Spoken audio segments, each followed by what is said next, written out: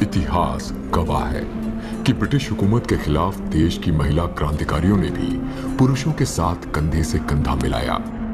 उन महिला क्रांतिकारियों में रानी लक्ष्मीबाई और सावित्रीबाई फुले जैसी महिला जाबाजों का नाम जुबां पर आ ही जाता है।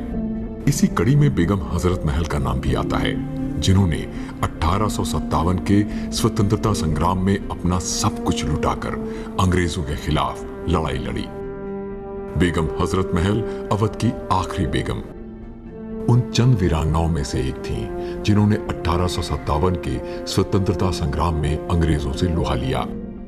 बेगम हजरत महल मजबूत इरादों वाली उन महिला शासकों में थीं, जिन्होंने अंग्रेजों के रहम पर जीने के बजाय स्वाभिमान और आत्मसम्मान के साथ जीवन जीने के सिद्धांतों पर विश्वास किया।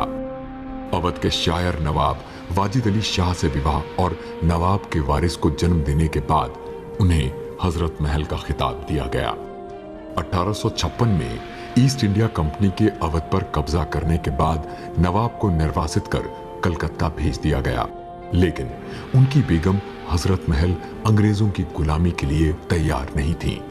उन्होंने अपने बेटे के साथ लखनऊ में ही रुककर जनता के साथ मिलकर लड़ने का फैसला किया।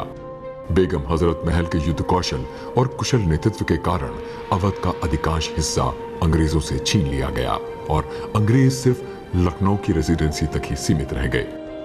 अपने शासन के दौरान उन्होंने हिंदू और मुसलमानों के बीच सौहार्द और एकता का खास ख्याल रखा और साथ ही महिलाओं को प्रेरित कर उनकी अलग टुकड़ी का गठन किया।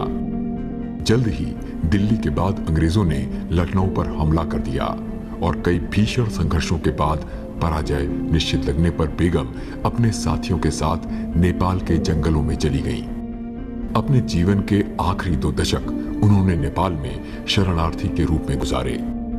अंग्रेजों ने उन्हें मोटी पेंशन और सुविधाओं का प्रलोभन देकर वापस बुलाना चाहा, लेकिन उन्होंने कहा कि एक आजाद अवध के सिवाय उन्हें कुछ भी स्वीकार्य नहीं। वापस लौटने के सारे प्रयास विफल रहने के बाद अंततः 1879 में नेपाल में ही उनका देहांत हो गया। बेगम हजरत महल का मकबरा आज भी काठमांडू में स्थित है। इस महान वीरांगना ने इतिहास के कठिन दौर में विषम चुनौतियों का सामना करते हुए भी मातृभूमि के लिए संघर्ष जारी रखा। 10 मई 1984 को भारत सरकार ने बेगम हजरत महल के सम्मान में एक डाक टिकट जारी किया।